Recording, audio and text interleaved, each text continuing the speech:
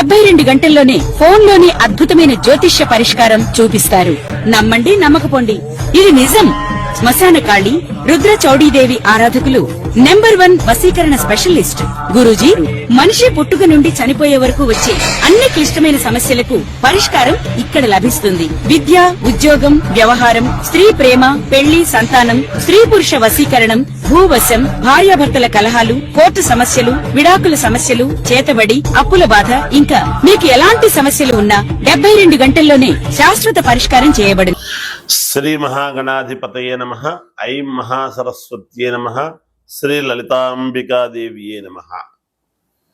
రాశిఫలాల కార్యక్రమములో భాగంగా ఇప్పుడు మనము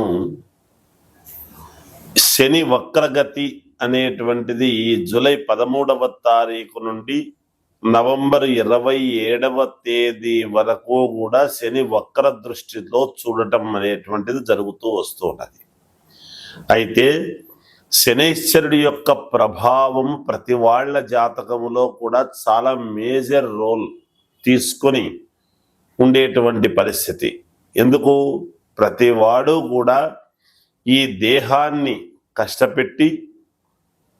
కష్టపడితేనే కదా 10 రూపాయలు వస్తుంది, కష్టే ఫలి అనేటువంటి మాట వచ్చింది. కాబట్టి దేహపీడాకారకుడు అయినటువంటి శనైశ్వరుడి యొక్క ప్రభావము ఎలా ఉండబోతున్నది, అలాగే శనైశ్వరుడు స్వక్షేత్రము నుంచి మీనములోకి వచ్చినప్పటి నుంచి కూడా ఎలా ఉంటుంది ఏమిటి అనేటువంటి దాని వలన ఒకటి, తర్వాత మీనము నుండి వక్ర దృష్టి చూడటం అంటే వెనక్కు చూడటం, సవ్య దృష్టి అనేటువంటిది ఉంటేనే ఎలా ఉంటుంది అనేది అందరికీ తెలిసినటువంటిది. అయితే వక్ర దృష్టి అనేటువంటిది మామూలుగా మనము పాండిత్యముతో అందరికీ అర్థం కాని విషయముతో చెబితే లాభము లేదు.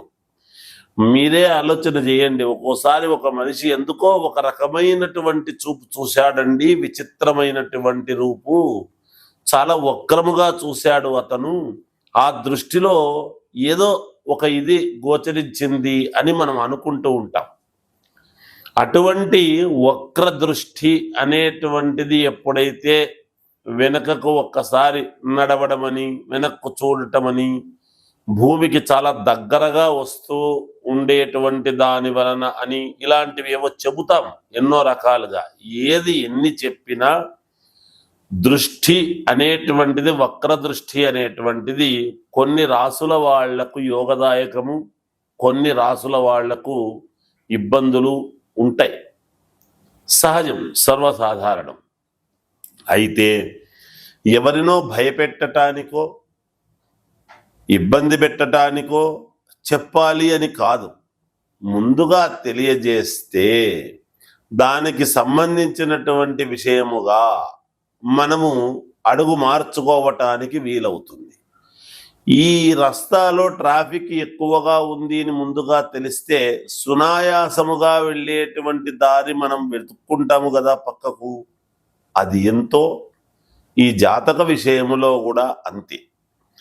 ఏ లగ్నాల వాళ్లకు, ఏ లగ్నములో పుట్టినటువంటి వాళ్లకు, ఏ రాసుల్లో ఉండేటువంటి వాళ్లకు మేలు జరుగుతుంది అనేటువంటిది ఇప్పుడు నేను తెలియజేస్తాను.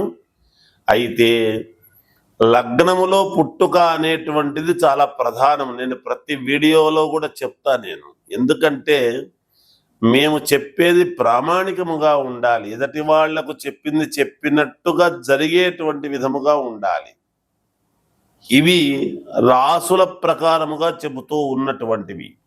అన్ని రాసుల వాళ్ళు ఒకే లగ్నములో పుట్టి ఉండరు కదా, ఒక్కొక్కరు ఒక్కో లగ్నములో పుట్టుంటారు. ఆ లగ్నమే ప్రాధాన్యత. దాన్ని తీసుకొని మీరు వ్యక్తిగతమైనటువంటి జాతకాలను ఒక్కసారి మీకు కావాల్సినటువంటి వ్యక్తుల దగ్గర మీరు అడిగి తెలుసుకోండి. దానికి ఏదైనా ఇబ్బందులు ఉంటే మార్గం ఏమిటి అనేటువంటిది తెలుసుకొని ఆ మార్గము గుండా ముందుకు వెళితే మీకు విజయము కలుగుతుంది అనేటువంటి విషయముగా తెలియజేస్తూ ఉన్నాను గాక. శని వక్ర దృష్టిలో ఎక్కువ శాతము వక్ర దృష్టి అని అంటే కొన్ని ఇబ్బందులే పెడతాడు ఎవరికైనా, ఎటువంటి వాళ్ళకైనా.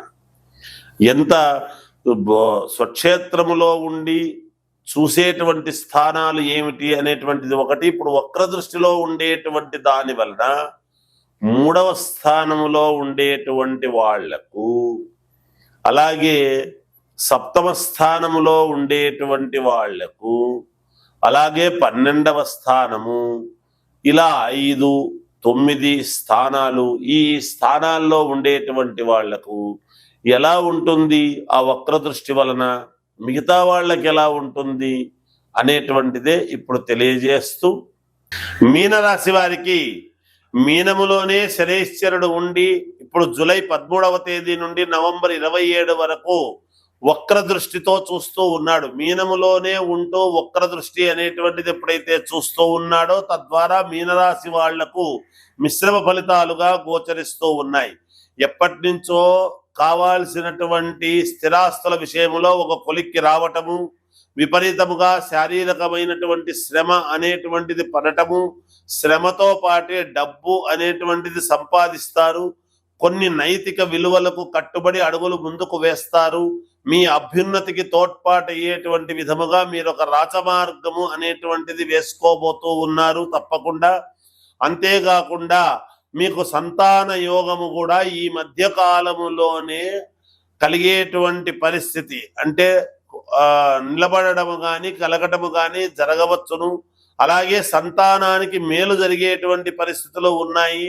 తల్లిదండ్రులకు మీ వలన మేలు జరుగుతుంది గాక. అక్కడే ఉండి శనైశ్వరుడి యొక్క ప్రభావము వలన ఎంత కష్టపడతారో అంత మీకు ఉపయోగకరమైనటువంటి నిర్ణయాలు జరగబోతూ ఉన్నాయి. విదేశాలకు వెళ్ళేటువంటి పరిస్థితులు ఏర్పడుతూ ఉన్నాయి. ఉద్యోగాలు కావాల్సినటువంటి వాళ్ళు ప్రయత్నాలు చేసుకోవచ్చు, ఉద్యోగాలు వస్తాయి, మేలు జరుగుతుంది. ఇంకా మెరుగైనటువంటి ఫలితాలు కావాలనుకునేటువంటి వాళ్లకు ఒక్కసారిగా మీ వ్యక్తిగతమైనటువంటి జాతకాలు చూసుకొని సఫలీకృతలు కండి అని తెలియజేస్తూ జయోస్తు. ఏ రాశి వాళ్ళైనా ద్వాదశ రాశుల వాళ్లకు ఎప్పుడూ కూడా ఏది కూడా మనం ఏమీ మిశ్రమ ఫలితాలు కానీ ఇబ్బందికరమైనటువంటి పరిస్థితులు ఉన్నాయని అంటే కానీ మనం ఏమి ఎక్కడ అధైర్యపడాల్సిన అవసరం లేదు. అయితే సరైనటువంటి పరిష్కార మార్గం ఎప్పుడైతే మనము చేసుకుంటామో ఖచ్చితముగా మీకు మేలు అనేటువంటిది జరుగుతుంది. శాస్త్రాల్లో ఎప్పుడూ కూడా దోషం అనేటువంటిది ఉండదండి. చెప్పేటువంటి శాస్త్రిలో దోషం ఉండవచ్చునేమో, మాలాంటి వాళ్ళల్లో ఎక్కువ చదువుకోక జ్ఞానం ఎక్కువ లేక ఏదో ఒకటి చెబుదాములే అనేటువంటి భావనతో చెప్పడం అనేటువంటిది కాదు.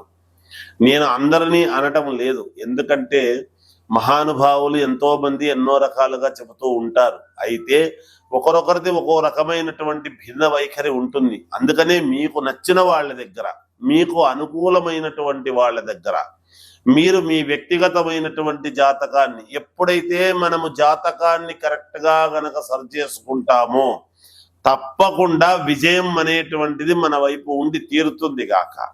అందుకనే కదా మనము సరైనటువంటి చోట చూపించుకోవాలి.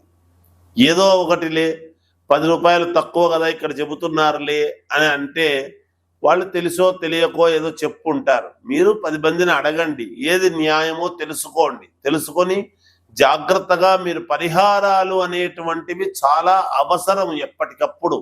ఆ పరిహారాలు మనం రోజు తింటున్నాం కదా, రోజు ఎందుకు తినాలి అని అనుకుంటే ఒకరోజు ఎప్పుడో తినకపోవచ్చు, ఒకసారి ఎప్పుడో పరిహారం పర్లేదులే అనుకోవచ్చు. కానీ రోజు పరిహారాలు చేసుకోమని అనలేదు. ఏ నెలకు ఆ నెల మనం చూసుకొని జాగ్రత్తగా అడుగులు వేయాలి. పరిహారం అనేది ఒకసారి చేసుకున్నాము అంటే మనకు అయనములు 2 6 నెలల పాటు మళ్ళీ మనం దాని వైపు చూడకూడదు. మళ్ళీ 6 నెలలకు మనం ఒక నిర్ణయం ఏమిటి అనేది తీసుకోవాలి.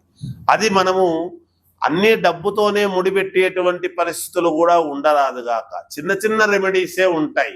మన నడవడికలో, మనము చేసేటువంటి పనులలో, మనము నడిచే మార్గములో ఇలాంటివి ఎన్నో ఉంటాయి. కనుక ఎవరు ఏమీ ఆందోళన చెందవద్దు. అందరూ మీ వ్యక్తిగతమైనటువంటి జాతకాలు మీకు నచ్చినటువంటి వాళ్ళ దగ్గర చూపించుకోండి. సరైనటువంటి మార్గము నిర్ణయాలు తీసుకొని అడుగులు ముందుకు వెయ్యండి. తప్పకుండా విజయం అనేటువంటిది కలుగుతుంది. నేను రాసుల ప్రకారముగానే చెప్పాను కానీ లగ్నము వేరే అయి ఉండొచ్చు కదా. ఆ లగ్నానికి ఇవి మంచి జరిగేటువంటి పరిస్థితులు కూడా ఉండవచ్చును. అందుకనే ఫలానా లగ్నములో పుట్టినటువంటి వాళ్లకు అంటే ఆ లగ్నములో మిగతా గ్రహాలు ఎక్కడ ఉంటాయో కూడా చెప్పడం కష్టం. అందుకనే వ్యక్తిగతమైనటువంటి జాతకము చూపించుకోండి అనేటువంటిది పదే పదే తెలియజేస్తూ మీ అందరికీ కూడా మేలు జరగాలి అని కోరుకుంటూ జయోస్తు.